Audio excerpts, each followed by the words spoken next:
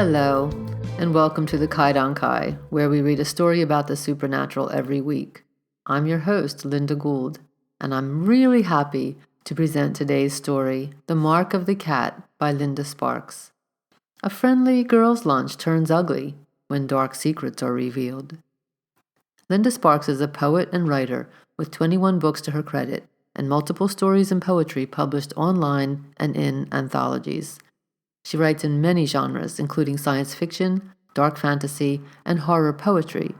See the episode description for her full biography. And now, here is The Mark of the Cat by Linda Sparks. Enjoy.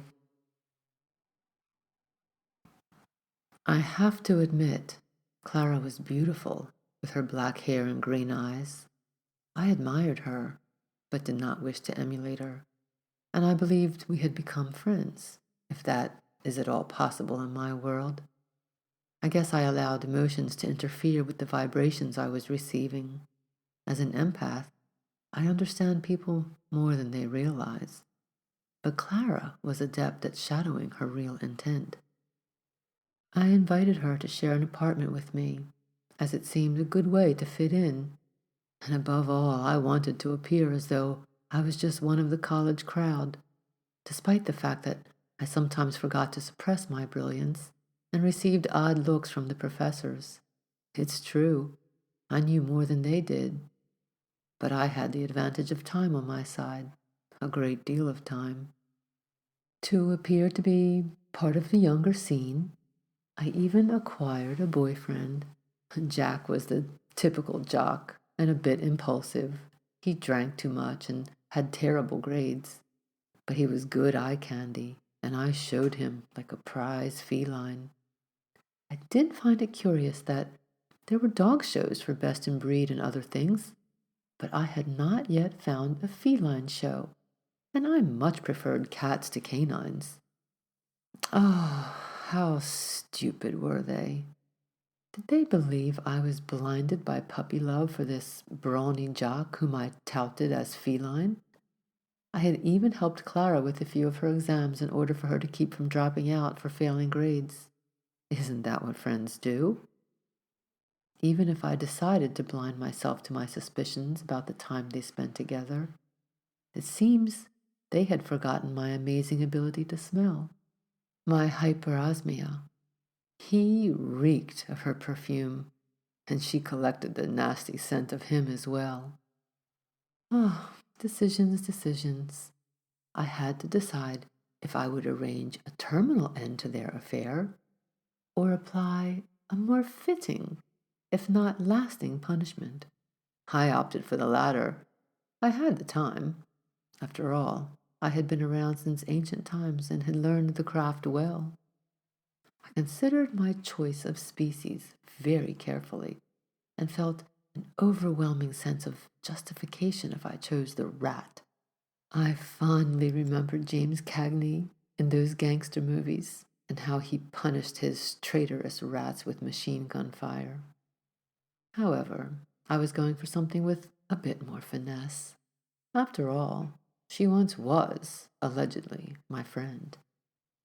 I had the slithering patience of a serpent, and so I waited for the appropriate opportunity. I invited Clara for a girls' lunch where we could be seen by multiple witnesses, and it would be obvious that we were besties. Due to her beauty, Clara had quite an entourage and a following of admirers, male and female. Yet she had chosen me for her friend. I connected with the thoughts of all those people fawning over her, and then I understood the overwhelming opinion was that Clara was being nice to me, out of kindness. I was a geek after all, and my intelligence had collected a lot of resentment from those students who were flailing and failing in the university system. It wasn't my fault that they preferred to party over revving up those brain cells and studying a great deal more. Not that I wasn't beautiful in my own right. I just chose to alter my appearance in a way that made me appear to be bland and unnoticeable. My own form of camouflage which kept disturbances at a minimum. I was here for one purpose, and that was to gather all the available knowledge that this education system had to offer me, and then I would move on. I did note that, particularly in the teaching of historic events, it was significantly flawed. I had lived during those times, and what they were teaching was definitely written by the victors, and the slant told the story without much relation to actual historical events. But back to our lunch. Clara was picking at her food under the pretense of not wanting to get fat. She didn't want anyone to see her scarfing down a bunch of empty calories. Since she roomed with me, however, and our food supply disappeared rapidly, I was confident Clara was not starving herself. I ate exactly what I wished to eat and did not care who watched me. In fact, I had a great hunger for delicious things, food being one of them. Oh, I cannot eat another bite, Clara sighed and pushed her nearly full plate away, surreptitiously glancing around the cafe to see if anyone noticed. And she tensed, and I realized she had spotted him. I had already smelled him. Jack was scrunched back into a corner seat, out of the way. But it was impossible for him to hide, large physical specimen that he was.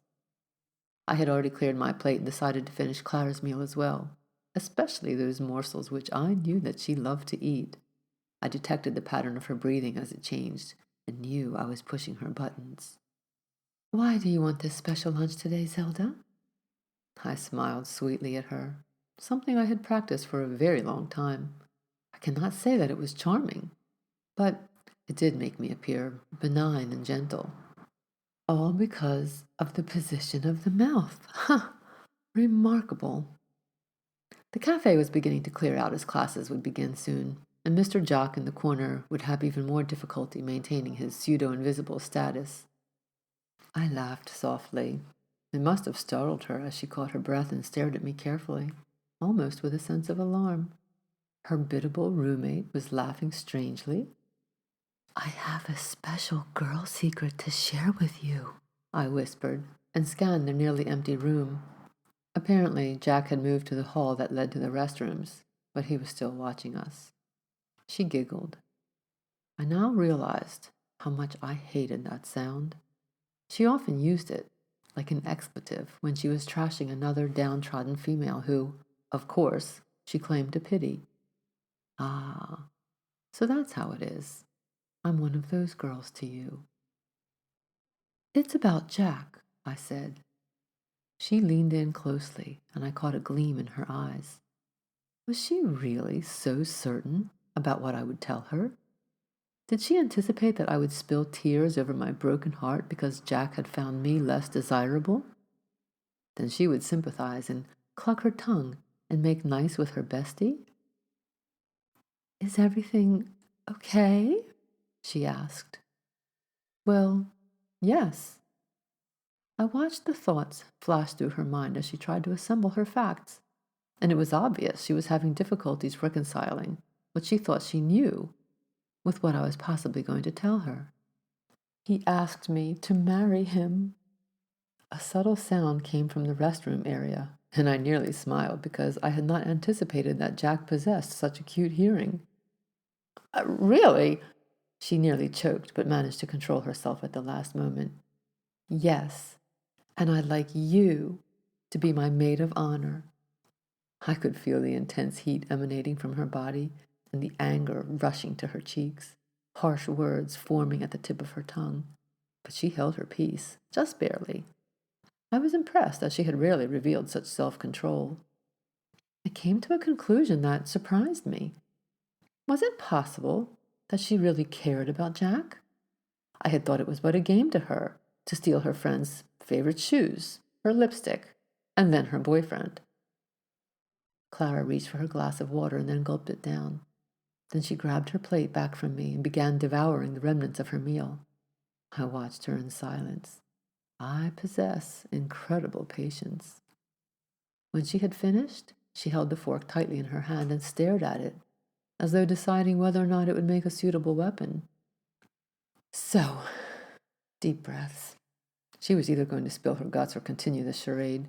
As an observer of human behavior, I was fascinated. Yes, Clara. Another deep sigh as she struggled to control her response. Exactly when did he ask you to marry him? It sounded like an accusation, and I was amused. Was she expecting me to haul out my date book where I might have logged the time and date of this event? Perhaps share with her a clip from my diary? Right after I told him I was pregnant. Now she was choking and there was no water left in her glass, so I slid mine over to her and pasted a look of concern upon my features. I could play this game too. That beast! I watched carefully to see if steam would come out of her ears, as she was definitely fuming hot. Oh, because he got me pregnant? Oh, I don't mind. I love Jack, I said. She choked again. I grew bored. He said that you wouldn't put out. He said you were a virgin. I laughed softly. After all, we were friends and we had shared many confidences with the exception of this important one. I was, I said. She took my half-full glass and threw it in the direction of the restrooms. It shattered. The cafe staff rushed to assess the commotion, but she waved them away and screamed at them to get away. They skittered back to the relative safety of the kitchen, ready to dial 911 if necessary. Why would he be discussing that with you?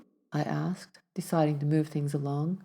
I deliberately furrowed my brow to show how perplexed I was that my boyfriend would cross that line with my friend.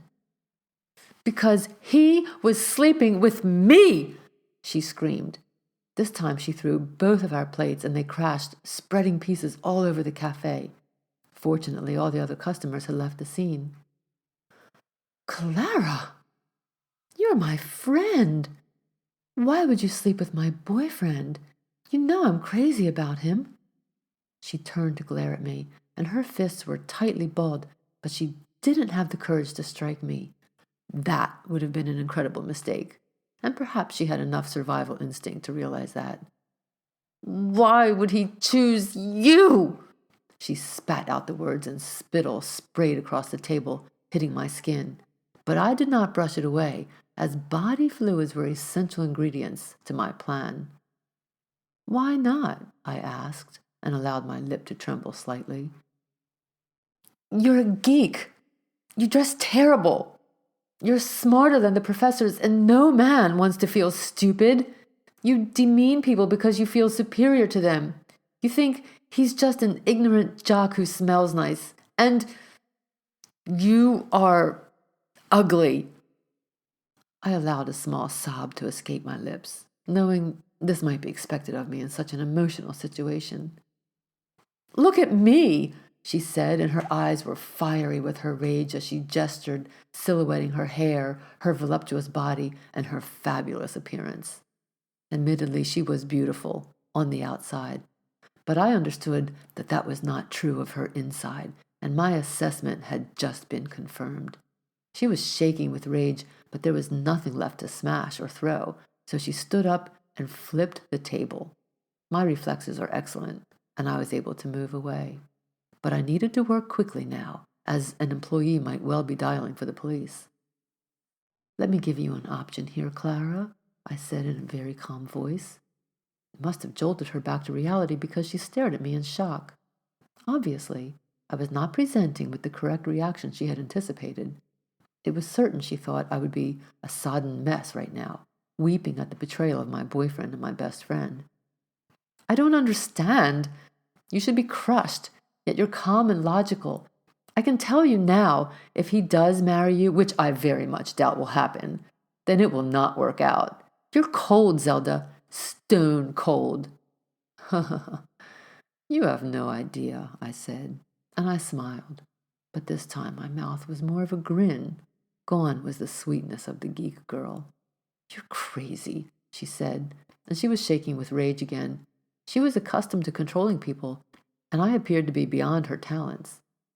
I will ask you only once. It's a choice I'm giving you. Would you prefer a lizard or a snake? She was totally baffled. A bead of sweat trickled from her forehead, and I was warmed by her growing sense of alarm. Stop it!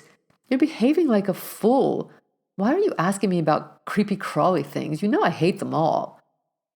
Then I shall make the decision for you if you do not choose, I said. She was shaking, that instinctual thing again. I gathered the droplets of spittle from my face, and I poised them on my fingertips. And then I slipped those fingers into my mouth and swallowed the fluids. It was enough. With my dominant left hand, I cast out, using that limb as a powerful wand, and I looked into her eyes as the terror filled them. An explosion of light and sound, and she disappeared. My best friend altered. Almost tenderly, I gathered the green lizard up from the floor and set her in the pocket of my coat where she would be secure. There were screams coming from the kitchen, so I knew I had to move quickly. I slithered towards the restroom where I found the super jock, wide-eyed with shock and shaking his head in disbelief. He had not missed the magic show. His face was ashen, and drool oozed from his mouth, and just a little blood where I suspect he had bitten himself. I reached out and gathered that blood with my finger and put that digit into my mouth, consuming his fluids. The big bad jock was trembling now. I have to admit, this was my favorite part. Zelda, please. I hadn't really expected begging. The man had no decency or pride. What are you? I did not have to explain myself to him. After all, he was the one who cheated, and it's never a good idea to cheat a witch. Snap! In an instant, his large body had been transformed into a serpentine creature that was coiled, but trying to stretch out as though he intended to make a run for it. Of course, he was totally incapable of running in this particular form, but he was, with his insatiable appetite, capable of performing the job I had planned for him. I rustled in my pocket and brought out the brilliant green lizard. She was still wide-eyed, not yet acclimated to this new life form. Ha ha ha, I cackled. She would need to adapt quickly. When she saw the snake, her instinct kicked in and she was flat out running in an attempt to escape. For being newly changed, the serpent reacted well and swiftly glided across the floor after the fleeing lizard.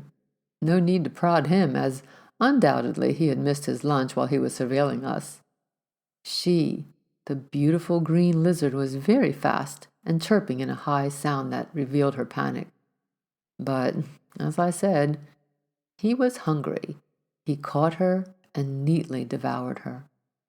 Then he was leaving this open-air cafe and moving sinuously toward the street, apparently with great hopes of escaping into the natural world, and perhaps finding himself a new mate or two. Ha!